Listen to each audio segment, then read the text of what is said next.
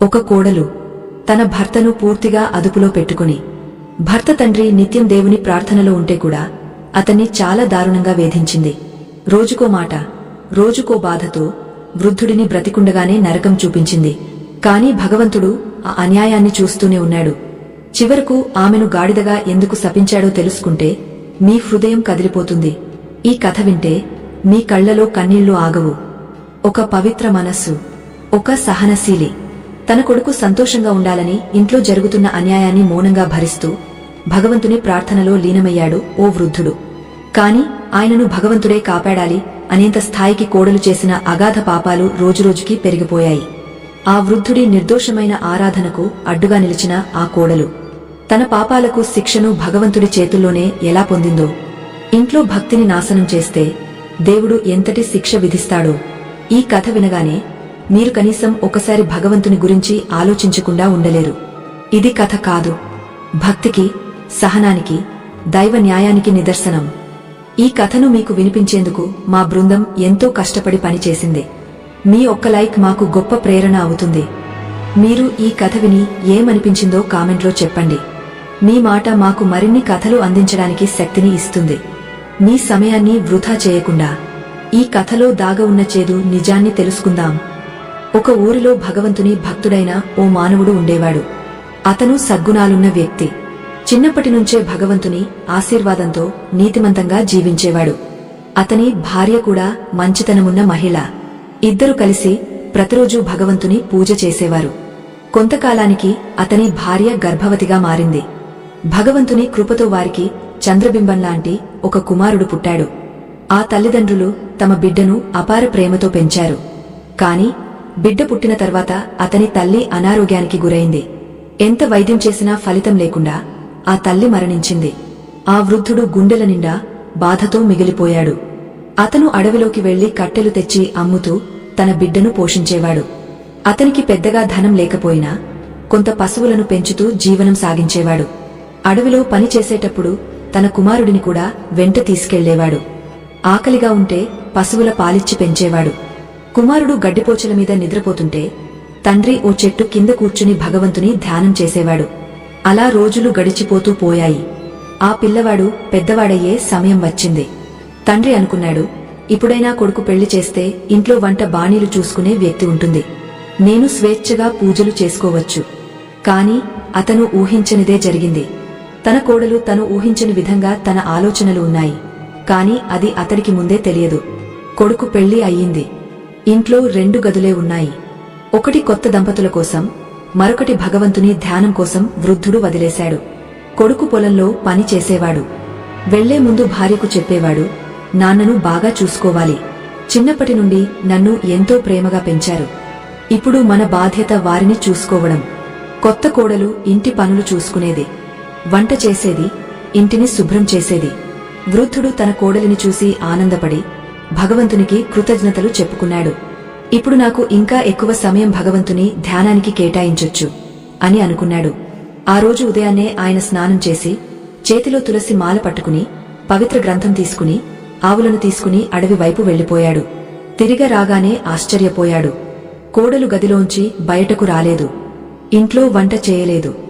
మొదట అతను అనుకున్నాడు, బహుశా ఆరోగ్యం బాగోలేదేమో, ఈ రోజు నేను వండాలి. వెంటనే తానే అన్నం వండి వృద్ధుడు భగవంతుని ధ్యానంలో మునిగిపోయాడు. సాయంత్రం కోడలు గదిలోంచి బయటకొచ్చి చూసేసరికి వంట కూడా అయిపోయింది. ఇంటి పనులు అయిపోయాయి. ఆమె ఆశ్చర్యపోయింది. అలా కొన్నాళ్లు గడిచాక ఇదే అలవాటుగా మారిపోయింది.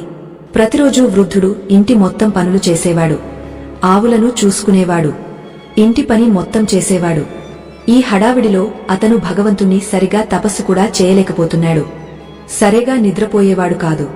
రోజులు గడిచే కొద్దీ శరీరానికి బలహీనత పెరిగిపోయింది. ఒకరోజు అర్ధరాత్రి వరకు భగవంతుని ధ్యానంలో మునిగిపోయాడు. ఉదయాన్నే సాధారణంగా చేసేలా పవిత్ర గ్రంథం చదువుతుండగా కోడలు ఇంకా గదిలోంచి బయట రాలేదు. వృద్ధుడు అనుకున్నాడు, ఇవాళ కూడా ఆరోగ్యం సరిగ్గా లేదేమో. తానే అన్నం వండి ఇంటి పనులు చేసి ఆవులను తీసుకుని అడవి వైపు వెళ్లిపోయాడు. వృద్ధుడు తన గదిలో కూర్చుని భగవంతుని ధ్యానం చేస్తున్నాడు. కొద్దిసేపు విశ్రమించేందుకు మంచం మీద పడుకున్నాడు. అదే సమయంలో కోడలు వచ్చి, చాలు, ఇంకా ఎంతసేపు నిద్రపోతారు? లేచి ఇంటి పనులు చేయండి. నేను ఎంతసేపటి నుంచో ఎదురుచూస్తున్నా. ఈ ముసలివాడికి తెలియదా లేవగానే ఈ పనులను చేయాలని అంటూ కేకలు వేసింది. వృద్ధుడు నెమ్మదిగా లేచి బయటకు వెళ్తుంటే ఆమె వెనకాలే వచ్చి, అలసిపోయినట్టు నడవకండి, ముందు గిన్నెలు కడగండి, తర్వాత ఇల్లు ఊడవేసి శుభ్రం చేయండి. ఇంకెన్నాళ్ళు ఇంట్లో ఉచితంగా తింటారు అని కోపంగా అరిచింది. వృద్ధుడు దగ్గుకుంటూ చేతులు వణుకుతుండగానే గిన్నెలు కడగడం మొదలుపెట్టాడు. అవి పూర్తయ్యాక కోడలు ఒక బకెట్ నిండా బట్టలు తీసుకొచ్చి, ఇవి అన్నీ కడిగా ఆరేయండి అని చెప్పింది. బట్టలు ఇంకా సరిగా కడగకముందే వృద్ధుడి పూజ సమయం అయిపోయింది. వృద్ధుడు నదిలో స్నానం చేసి తులసి మాల పట్టుకునేలోపే కోడలు మళ్లీ వచ్చి, ఇదేంటి పని వదిలేసి పదే పదే భజనలు చేస్తున్నావు? ఈ గదిని చూసావా, ఎంత దుమ్ము పట్టుకుందో అంటూ కేకలు వేసింది. వృద్ధుడు గదిని మొత్తం శుభ్రం చేశాడు.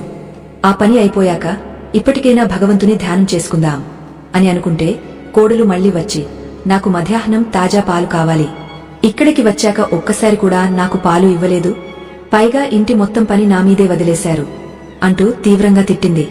వృద్ధుడు నిశ్శబ్దంగా ఇంటి పనులు చేసుకుంటూ మనసులో భగవంతుని పేరు జపించేవాడు. కాని ఇది రోజూ అలవాటుగా అయిపోయింది. రాత్రిపూట భజన, పగటిపూట పని, ఇలా నడుస్తూ నిద్ర కూడా సరిగా రాకుండా పోయింది. శరీరం బలహీనంగా మారిపోయింది. మూడో రోజు వృద్ధుడు గిన్నెలు కడుగుతుంటే చేతులు వణికి వాటిని సరిగా కడగలేకపోయాడు. కోడలు వచ్చి, ఇదేమిటి, ఇవన్నీ మళ్లీ కడగండి, మేమేమైనా జంతువులా, మురికిపడ్డ ప్లేట్లలో తింటామా అంటూ కోపంతో గిన్నెలను ఆయన చేతులపై కొట్టింది. వృద్ధుడు మళ్లీ గిన్నెలు కడుగుతుండగా ఒక్కసారిగా తల తిరిగా నేలకు పడ్డాడు. కోడలు కనీసం చూసి కూడా లేపలేదు. ఈ నాటకాలని చాలు, లేచి పని చేయండి అంటూ చెప్పి గదిలోకి వెళ్లిపోయింది. కొడుకు ఇంటికి వచ్చేసరికి నాన్న గిన్నెల మధ్య నేలపై పడిపోయి ఉన్నాడు. నాన్నా, మీరు ఇలా ఎందుకు పడిపోయారు అని కొడుకు భయంతో అరిచాడు. కోడలు వెంటనే, నాకు ఏమీ తెలియదు, తానే పని చేస్తున్నాడు, మీరే అడగండి, నేను చెప్పలేదు అంటూ అబద్ధం చెప్పింది. కొడుకు వెంటనే నాన్నను దగ్గర్లో ఉన్న వైద్యుడి దగ్గరికి తీసుకెళ్లాడు. వైద్యుడు, ఇక్కడి నుంచి విశ్రాంతి అవసరం, శరీరం పూర్తిగా బలహీనమైపోయింది, నిద్ర సరిగా లేకపోవడం వల్ల ఇలా జరుగుతోంది అని చెప్పాడు. మరుసటి రోజు కొడుకు పొలానికి వెళ్లగానే కోడలు వెంటనే వృద్ధుడి గదిలోకి వచ్చి, ఏం నాటకాలేసుకుంటున్నారు, లేచి ఇల్లు శుభ్రం చేయండి, బయట ఎంత చెదికిపోయిందో చూడండి, మీకు మాత్రం విశ్రాంతి కావాలా అని అరిచింది. వృద్ధుడు భగవంతుని పేరు తీసుకుంటూ కష్టంగా లేచాడు. లేచిన వెంటనే దగ్గుపట్టి ఊపిరి కూడా సరిగ్గా పడటం లేదు. ఒక్క ఛాయ తాగే గొంతు చల్లార్చుకుంటే బాగుంటుంది అని అనుకుని ఒక కప్పు తయారు చేసుకోవడానికి వెళ్లాడంతే కోడలు చేతిలో మాఫ్ కర్ర పట్టుకుని వచ్చి, ముందు ఇల్లు ఊడవేయండి, తర్వాత మీ ఛాయలు చూసుకోండి అని అరిచింది. వృద్ధుడు తన ఒంట్లో శక్తి లేకపోయినా ఎలాగో అలా 2 గంటలు నెమ్మదిగా ఇల్లు శుభ్రం చేశాడు. శుభ్రం చేస్తున్న కొద్దీ ఊపిరి మరింత బిగుసిపోతోంది. ఆ తర్వాత పూజ చేయాలి అని అనుకుని చేతులు కడుక్కుంటూ పవిత్ర గ్రంథం తెరిచాడు. అదే క్షణం కోడలు మోప్ పట్టుకుని వచ్చి, ఇదేంటి, పని వదిలేసి మళ్లీ భజనలకు కూర్చుంటారా అంటూ 3 సార్లు వృద్ధుడి భుజాల మీద కొట్టింది. వృద్ధుడు మౌనంగా భగవంతుని పేరెత్తుకుంటూ కన్నీళ్లు కారుస్తూ ఉండిపోయాడు. చివరికి వృద్ధుడు లేచి, అమ్మా, నా శరీరానికి ఇక బలం లేదు, ఇన్ని రోజులు పని చేశాను, ఇప్పుడు నాకు శక్తి సరిగ్గా లేదు అని వేడుకున్నాడు. కాని కోడలు మాత్రం తిడుతూ, మీరు భజన చేసేటప్పుడు మీకు బాగా శక్తి వస్తుంది, కాని పని చేయమన్నప్పుడే రాదా అని అరుస్తుంది. ఇవాళ నుంచి మీరు ఇక్కడ ఉండటానికి వీలు లేదు, లేదంటే మీ కొడుకుతో గొడవలు పెట్టి ఇంటిని బద్దలు కొట్టిస్తాను అని బెదిరించింది. వృద్ధుడు ఒక్క మాట కూడా మాట్లాడకుండా మళ్లీ ఇల్లంతా శుభ్రం చేయడం మొదలుపెట్టాడు. ఊపిరి తీయడం కూడా కష్టంగా మారిపోయింది. ఆ తర్వాత అతను నిర్ణయించుకున్నాడు, ఈ పనులు చేయడం కంటే చనిపోవడం బెటర్ అని. గదిలోకి వెళ్లి ఒక గ్లాసు నీళ్లు తీసుకుని అందులో మందు కలుపుకుని తాగుతుండగా కోడలు వచ్చి ఆ మందు లాక్కుని, ఇంత త్వరగా చనిపోవడానికి వీలులేదు, ఇంకా పనులెన్నో మిగలున్నాయి అని అరిచింది. రాత్రి అయ్యాక వృద్ధుడు భగవంతునితో మనసులో మాట్లాడుకుంటూ భజన చేసేవాడు. ప్రభూ, ఈ ఇంట్లో ఉండగా నేను నీ పూజ కూడా సరిగ్గా చేయలేకపోతున్నా, ఇక్కడ ఉండడం కన్నా ఎక్కడైనా దూరంగా వెళ్లిపోతే బాగుంటుంది అని మనసులో భావించేవాడు. చివరికి కన్నీళ్లతో రాత్రంతా భజన చేసి తెల్లవారుజామున తులసి మాల, పవిత్ర గ్రంథం తీసుకుని ఎక్కడికో వెళ్లిపోయాడు. నడుస్తున్న కొద్దీ చల్లటి గాలులు వీచుతున్నాయి. పక్షులు చెట్లు కూడా భగవంతుని కీర్తన చేస్తున్నట్లు అనిపించింది. ఒక చెట్టు కింద తాను తెచ్చుకున్న చాప పరచుకుని ధ్యానంలో మునిగిపోయాడు. అదే సమయంలో ఓ చిన్నపిల్లాడి ఏడుపు వినిపించింది. వృద్ధుడు కళ్లను తెరిచి చూసేసరికి ఓ వ్యక్తి తన కొడుకుని ఎత్తుకుని పరుగులు తీస్తున్నాడు. వృద్ధుడు ఆ వ్యక్తిని ఆపి, ఏమైంది? బాబును ఇలా తీసుకుని ఎక్కడికి వెళ్తున్నారు అని అడిగాడు. ఆ వ్యక్తి, అయ్యా, నా కొడుకు తీవ్రంగా అనారోగ్యంతో ఉన్నాడు. నేను వెంటనే ఒక వైద్యుడి దగ్గరకు వెళ్ళాలి అని నిట్టూర్చాడు. వృద్ధుడు, ఇక్కడ కూర్చోండి, భగవంతుని ఆశీర్వాదంతో చూద్దాం అని చెప్పి పవిత్ర మంత్రాలను జపిస్తూ ఆ బాబుకు తలమీద చేయిపెట్టాడు. కొద్దిసేపటికి ఆ బాబు మెల్లగా కళ్ళు తెరిచాడు. ఆ పిల్లాడు ఆరోగ్యంగా మారిపోయాడు. ఈ అద్భుతం చూసిన ఆ వ్యక్తి, మీరు ఎవరు స్వామీజీ, ఇక్కడికి ఎందుకు వచ్చారు అని ఆశ్చర్యంగా అడిగాడు. వృద్ధుడు, నాకు ఎక్కడ ఉండాలో తెలీదు. భగవంతుని పూజ చేసుకోవడానికి ప్రశాంతంగా ఉండే చోటుకు వెళ్లాలనుకున్నా అని చెప్పాడు. ఆ వ్యక్తి, స్వామీజీ, మీరు మా ఇంటికి రండి, మేము మీ సేవ చేసుకుంటాం అని పట్టుబట్టాడు. చివరకు వృద్ధుడు ఆ వ్యక్తితో కలిసి అతని ఇంటికి వెళ్లిపోయాడు. ఆ ఇంట్లో ఓ చిన్న అమ్మాయి ఉండేది. ఆమెకు భగవంతుని భక్తి గురించి తెలుసుకోవాలని కోరిక ఉండేది. ఆమె ఎంతో ప్రేమతో వృద్ధుడికి అన్నం తెచ్చిపెట్టేది. వృద్ధుడు ఆమె తలమీద ప్రేమగా చేయపట్టి, భగవంతుడు నిన్ను ఆశీర్వదించాలి అని అనుకుంటూ ఆహారం తిన్నాడు. ఆ అమ్మాయి వృద్ధుడి పక్కన కూర్చుని భగవంతుని గురించి చెప్పించుకుంటూ ఉండేది. అతని మాటల వల్ల ఆమె కూడా దేవుడిని ఆరాధించేలా మారిపోయింది. ఆ ఇంట్లో పెద్దగా ఆస్తి ఏమీ లేదు. 2-3 ఆవులే. కాని వృద్ధుడు వచ్చాక ఆవులు ఎక్కువగా పాలిచ్చేలా మారాయి. ఇంట్లో ధనం లేకపోయినా ఒక అంతరంగ శాంతి ఉండేది.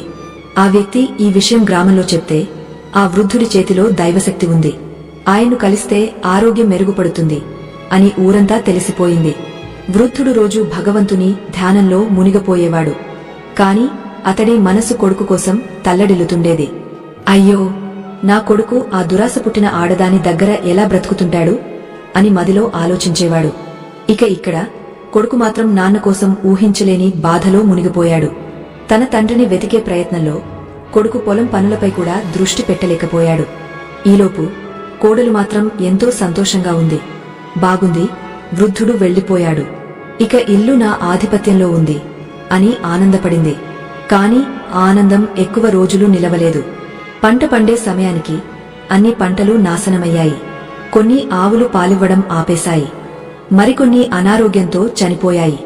ఇల్లు క్రమంగా కష్టాల్లో కూరుకుపోయింది. అప్పుడు కోడల అసలు స్వభావం బయటపడింది. కోడలు భర్తతో ప్రతిరోజూ గొడవ పడేది. పొలం వెళ్లకపోతే నీకు ఇంకేం పనిలేవా అని తిట్టేది. తినడానికి మంచి ఆహారం వండినా తను పెట్టుకుని భర్తకు మిగిలినదే వదిలేది. ఆమె మాట తీరు, నడవడిని చూస్తుంటే కొడుకు మనసులో బాధపడేవాడు. నాన్న ఇక్కడ లేకపోవడానికి నేనే కారణమా అని తనను తాను ప్రశ్నించుకునేవాడు.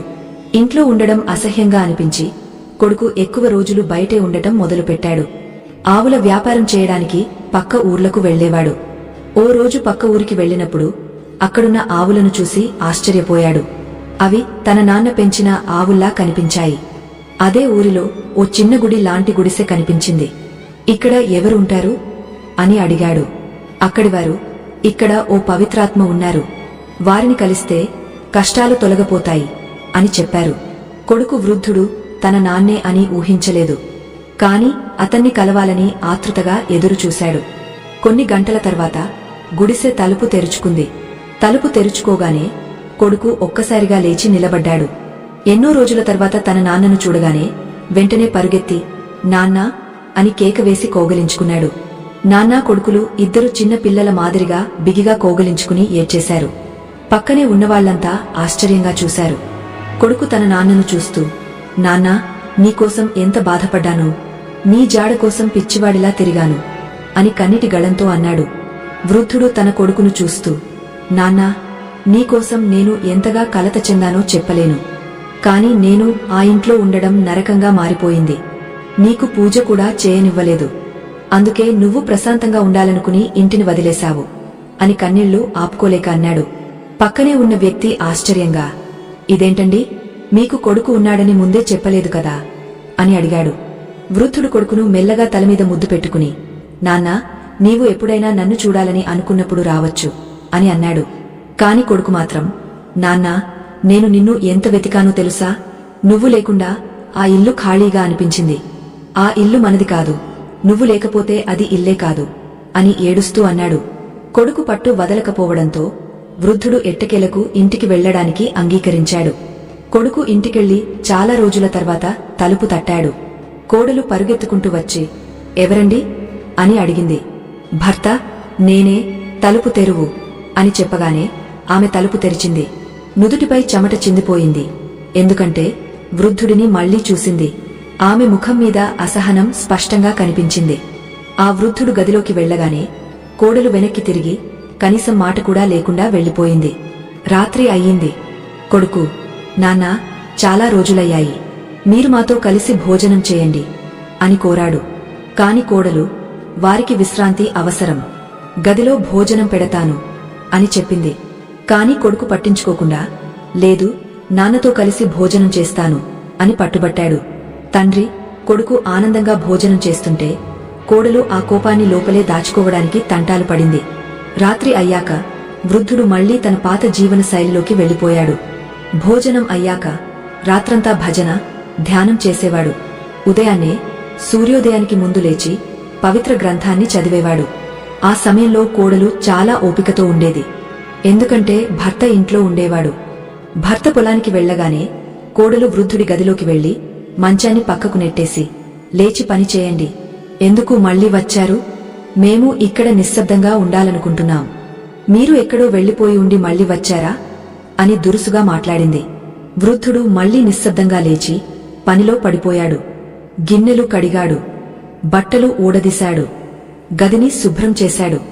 కొడుకు ఇంటికి తిరిగి వచ్చేసరికి నాన్న చేతులు వణుకుతూ పని చేస్తుండటం చూసి ఆశ్చర్యపోయాడు. నాన్నా, ఎందుకు పని చేస్తున్నారు? ఇవన్నీ కోడలు చూసుకుంటుంది కదా అని అడిగాడు. కోడలు వెంటనే, అబ్బా, మీరు పని చేస్తుంటే మేము చాలా ఇబ్బంది పడిపోతున్నాం, ఇక నుంచి మీరు విశ్రాంతి తీసుకోండి అని మిఖాయిలా మాట్లాడింది. అయినా వృద్ధుడి జీవితం మారలేదు. ఉదయం నుంచి రాత్రి దాకా పని, రాత్రిపూట భజనలు, ఇదే తీరుగా సాగపోయేది. కోడలు మాత్రం ఈ ధ్యానాన్ని చూసి మళ్లీ మళ్లీ ఆగ్రహంతో కుంపటి మంటలా ఉడికిపోతుండేది. ఇంతకు ముందు ఓ ఇంట్లో అన్నతో పాటు ఆ చిన్న అమ్మాయి వృద్ధుడిని చూస్తూ, నాన్నా, మీరిలా వచ్చాక మా ఇంట్లో పచ్చదనం తగ్గిపోయింది, అన్నయ్య కూడా మీకోసం చాలా బాధపడతాడు అని చెప్పింది. ఆమె వృద్ధుడిని తన తండ్రిలా ప్రేమించేది. కాని ఆ వృద్ధుడు, తల్లి, నేను ఇక్కడ ఉండటం వల్లే మీకు ఇబ్బంది కలగకూడదు, భగవంతుడు నన్ను క్షమించాలి అనే భావనతోనే నేను ధ్యానం చేస్తున్నాను అని చెప్పాడు. అదే సమయంలో కోడలు వచ్చి వృద్ధుడిపై కోపంతో, మీరు వెళ్లిపోతే ఏమవుతుంది? ఇది మా ఇంటి విషయం, నా భర్త మిమ్మల్ని ఇక్కడ ఉండనివ్వడం వల్లనే ఇదంతా జరుగుతుంది, ఉండాలంటే పని చేయాలి అని ఘాటుగా చెప్పింది. వృద్ధుడు మళ్లీ తన గదిలో నిశ్శబ్దంగా కూర్చున్నాడు. సాయంత్రం కొడుకు ఇంటికి వచ్చేసరికి నాన్న చాలా అలసిపోయి కనిపించాడు. నాన్నా, ఎందుకు ఇలా కష్టపడుతున్నారు? మీకు విశ్రాంతి అవసరం, మీరు ఇక దైవధ్యానం చేస్తూ ప్రశాంతంగా ఉండాలి అని కొడుకు చెప్పాడు. కాని వృద్ధుడు చిరునవ్వుతో, నాన్నా, నేను పని చేయకపోతే నీ భార్యకి ఇంకా కోపం ఎక్కువ అవుతుంది అని అన్నాడు. కొడుకు నిస్సహాయంగా మౌనంగా నిలిచిపోయాడు. వృద్ధుడు రాత్రి అలసిపోయి మంచం మీద పడుకున్నా భగవంతుని ప్రార్థన మాత్రం ఆపలేదు. ప్రభూ, ఈ కోడల హృదయం మారాలి, నాకు చివరి రోజులు ప్రశాంతంగా గడవాలి అని భగవంతుణ్ణి ప్రార్థించాడు. ఉదయం లేవగానే మళ్లీ పనిలో నిమగ్నమయ్యాడు. కోడలు ఉదయం వచ్చి, ఇంతకీ ఇంకెప్పుడు లేస్తారు? మీ వయస్సులో ఇంకా చురుకుగా ఉండాలి అని అరిచింది. వృద్ధుడు కదలలేని కాళ్లతో చేతులు వణుకుతుండగానే చీపురు పట్టుకుని ఇంటిని ఊడ్చడం మొదలుపెట్టాడు. మట్టి నేల అవడం వల్ల ఎక్కువగా దుమ్ము లేచింది. దుమ్ము కారణంగా వృద్ధుడు దగ్గుతూనే కింద పడిపోయాడు. అయినా కోడలు కనికరం లేపలేదు. ఇంకా ఎన్ని నాటకాలు వేస్తారు? త్వరగా పని ముగించండి అంటూ తిట్టింది. వృద్ధుడు అంతా ఊడ్చి బట్టలు కడిగి వంట చేసినా ఆ రోజంతా ఆహారం తినలేదు. పూజ కోసం ఒక్క క్షణం కూడా సమయం దొరకలేదు. తెల్లవారుజామున పవిత్ర గ్రంథం చదువుతుంటే బయట మళ్లీ ప్లేట్లు పడే శబ్దం. కోడలు కావాలనే అర్ధరాత్రి నుంచే శబ్దం చేస్తూ వృద్ధుడి పూజకు అడ్డుపడాలనుకుంది. వృద్ధుడు బయటకు వచ్చి చూసేసరికి గిన్నెలు నేలమీద చెదరిపోయి ఉన్నాయి. వృద్ధుడు నెమ్మదిగా తిరిగి వెళ్లిపోతుంటే కోడలు వెనక నుంచి వచ్చి అతని జుట్టు పట్టుకుని, పని చేయకుండా కూర్చుంటావా అని పైకెత్తేసింది. వృద్ధుడు మళ్లీ శుభ్రం మొదలు పెట్టాడు. కాని ఈ అన్యాయం ఎంతకాలం కొనసాగుతుందో భగవంతుడే చూడాలి. వృద్ధుడు తన గదిలో భగవంతుని ప్రార్థనలో నిమగ్నమై ఉన్నాడు. పక్కనే కోడలు వచ్చి, ఇంకెన్నాళ్ళు ఈ ఆరాధన? మళ్లీ పూజ చేసుకుంటే నీకు బుద్ధి చెప్పాలి అంటూ చెప్పుతో కొట్టడం మొదలుపెట్టింది. కాని వృద్ధుడు ప్రశాంతంగా భగవంతుని నామస్మరణ కొనసాగించాడు. ఇప్పుడే పూజ ఆపను, ఏం జరిగినా భగవంతుని ప్రార్థన పూర్తయ్యాకే లేస్తాను అని తలచుకున్నాడు. 36, 23 కోడలు ఎంత కొట్టినా వృద్ధుడు కదల్లేదు. చివరికి కోపంతో, ఈ భజనలే సమస్య అయితే ఇవి ఇంట్లో ఉండకూడదు అని పవిత్ర గ్రంథాన్ని బయటకు విసిరేయబోయింది. అదే క్షణంలో ఆమె చేతులు, కాళ్లు వంకర తిరిగిపోయాయి. క్షణాల్లో ఆమె ముఖం భయంకరంగా మారిపోయింది. కొన్ని క్షణాల్లో ఆమె రూపం పూర్తిగా మారిపోయి గాడిదగా మారిపోయింది. వృద్ధుడు వెనక్కి తిరిగి చూసేసరికి ఆ గాడిద తన ముందుంటే వృద్ధుడి కళ్లల్లో కన్నీళ్లు ఆగలేదు. హరే రామ, హరే కృష్ణ అంటూ గదిలో నుంచి బయటకు వచ్చాడు. ఆ సమయంలో కొడుకు ఇంటికి వచ్చి ఈ దృశ్యాన్ని చూసి అవాక్కయ్యాడు. అతని భార్య తన రూపం ఎలా మారిపోయిందో అర్థం కాక భయంతో భర్తను ఆశ్రయించింది. ఆమె శరీరం మొత్తం గాడిదలా మారిపోయినా ముఖం మాత్రం మారలేదు. కొడుకు వెంటనే నిర్ణయం తీసుకుని ఆ గాడిదగా మారిన భార్యను ఇంటి నుంచి బయటకు తీసుకెళ్లి అటవీ ప్రాంతంలో వదిలేశాడు. అక్కడ అడవి జంతువులు ఆమెను చింపివేశాయి. ఈ ఘటన ఊరంతా ఓ గుణపాద్యంగా మారిపోయింది. భగవంతుని ధ్యానం చేసే వారిని అడ్డుకునేవారు ఎలా శిక్షించబడతారో అందరికీ తెలిసిపోయింది. ఆ వార్త వృద్ధుడిని ఆశ్రయించిన కుటుంబానికి చేరింది. బాబా, ఇది ఎలా జరిగింది అని వారు అడిగారు. వృద్ధుడు చిరునవ్వుతో, నిజమైన భక్తుడు భగవంతుని పూజ చూస్తే తాను కూడా పూజ చేయాలని అనుకుంటాడు. కాని నా కోడలు మాత్రం నా పూజను అడ్డుకోవాలని చూసింది. భగవంతుడు ఆమెను ఇలాంటి శిక్ష విధించాడు. నా కొడుకు కోసం భగవంతుడు నిజమైన సతీసావిత్రిని సిద్ధం చేశాడు అని అన్నాడు. వృద్ధుడు ఆ కుటుంబంలో ఉన్న మంచి మనసున్న అమ్మాయిని తన కొడుకు కోసం పెళ్లి చేసి ఇంటికి తీసుకువచ్చాడు. ఆ అమ్మాయి ఇంట్లోనే చిన్న పిల్లలకు విద్య, భగవంతుని భక్తి పాఠ్యాలు చెప్పడం మొదలుపెట్టింది. ఇప్పుడు ఆ వృద్ధుడి మనసు సంతృప్తిగా ఉంది. అతను శాంతంగా భగవంతుని ధ్యానం చేస్తూ కొత్త కోడల ప్రాముఖ్యత, ఆదరాభిమానాలతో ఇంటి జీవితం ఆనందంగా కొనసాగింది. ఆ కుటుంబం ప్రశాంతంగా భగవంతుని ఆశీస్సులతో ముందుకు సాగింది. ఈ కథ మనకు చెప్పే నీతి: పెద్దలకు గౌరవం ఇవ్వాలి, వారు మన కుటుంబానికి ఆశీర్వాదంగా ఉంటారు. ధర్మాన్ని అడ్డుకోవద్దు, భగవంతుని పూజను అడ్డుకోవడం మనకు తిరిగే కష్టాలు తెచ్చిపెడుతుంది. సహనం, దయ కలిగి ఉండాలి. ఎంత కష్టం వచ్చినా వృద్ధుడు తన సహనాన్ని విడిచిపెట్టలేదు. అతని భక్తి చివరకు అతనికి మంగళం తీసుకొచ్చింది. ఈ కథల ద్వారా మనం జీవితంలో పాఠాలు నేర్చుకోవచ్చు. భగవంతుని భక్తి, పెద్దల సేవ, మంచితనం ఇవే మనకు నిజమైన ఆనందాన్ని ఇస్తాయి. ఇలాంటి మరెన్నో ధార్మిక కథలు, భక్తి చైతన్యాన్ని పొందడానికి మా ఛానల్ను సబ్స్క్రైబ్ చేయండి. ధర్మమే మనకు కాపాడు.